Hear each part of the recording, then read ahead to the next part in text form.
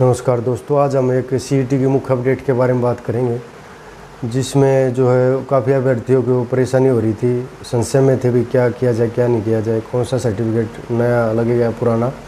जी हम बात कर रहे हैं रेजिडेंस सर्टिफिकेट की। डीएससी और ओएससी जो सर्टिफिकेट हैं और रेजिडेंस सर्टिफिकेट है, इसमें जो है बाध्यता नहीं है, तिथि की कोई बाध्यता नहीं है भी कि आपका चलेगा या पहले का। जो भी जिनका बना हुआ हरियाणा का होना चाहिए तो वो चलेगा, चाहे पुराना है चाहे नया है। उसमें कोई डेट की ये नहीं प्रावधान नहीं है कि भाई अभी का जो लेटेस्ट का बना हुआ है केवल वही चलेगा।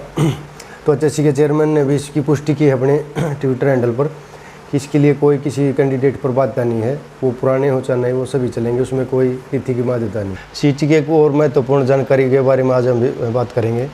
इसमें बहुत से कैंडिडेट को ये भी डाउट है, जैसे मैरिज का इसमें विषय आता है एक ऑर्फन का। तो अगर किसी ने मैरिज की है अदर कास्ट में, मान लो कोई एससी का है और उसने जनरल कास्ट में जो है मैरिज की है, तो उनको भी डाउट रहता है कि भी उनका जनरल कास्ट वाला कंसीडर होगा या उनका पहले वाला कंसीडर होगा। तो उसमें भी एचएससी ने स्पष्ट लिखा है अपने नोटिफिकेशन में कि भी जो कोई अदर कास्ट का है और जनरल मान लो शादी करता है तो उसका जो है पहले वाला ही जो कास्ट सर्टिफिकेट बना हुआ है वही लगे उसमें माना जाएगा, उसको जनरल में काउंट नहीं किया जाएगा।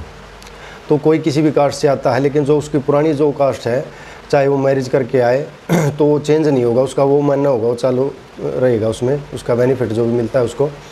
और दूसरा जैसे ऑर्फन बच्चों का है, तो अनाथ जो बच्चों का है उसमें इसमें लागू होता है भी जो अनाथ बच्चा कोई अडॉप्ट करता है, जो अडॉप्ट करता है जो उसकी जो कास्ट वगैरह है वो उस पर जो उसके नियम लागू होंगे उस बच्चे पे, तो उसके अंदर जो उसको कंसीडर माना जाएगा।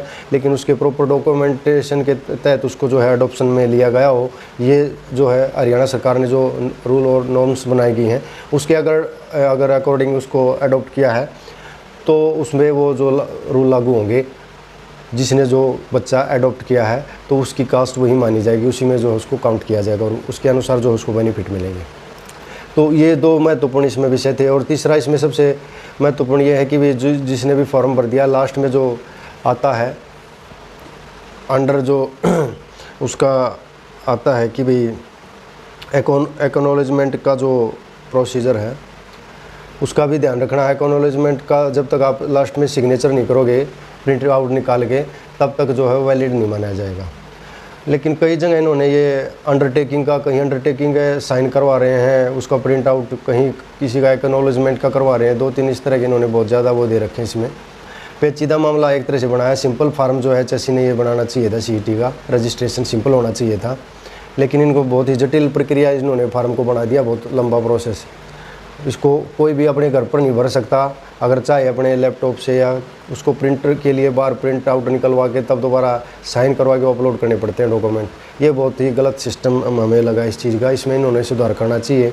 जैसे सीजीएल वगैरह के जो निकलते हैं उनमें वन टाइम रजिस्ट्रेशन होता है, तो उसमें सिंपल प्रोसेस होती है, ना कोई डॉक्यूमेंट अपलोड करवाते हैं ना और कुछ। बाद में वो डॉक्यूमेंट चेक करते हैं जब किसी का सिलेक्शन हो जाता है, और बाद में फिर उनके ओरिजिनल डॉक्यूमेंट वो चेक करते हैं। लेकिन एचएससी में उल्टा सिस्टम बना रखा है, पहले ही अपलोड करो। अब एक और ऑप्शन दे दिया इन्होंने, साथ के साथ जो डॉक्यूमेंट अपलोड करते हैं उसका प्रिंट का वो कमांड साथ के साथ आ जाती है, आप प्रिंट की कमांड देखो, आप अपना सेव कर लो साथ के साथ। तो ये इसको इन्होंने काफ़ी जटिल प्रक्रिया बना दी है, इसको आसान बनाना चाहिए था।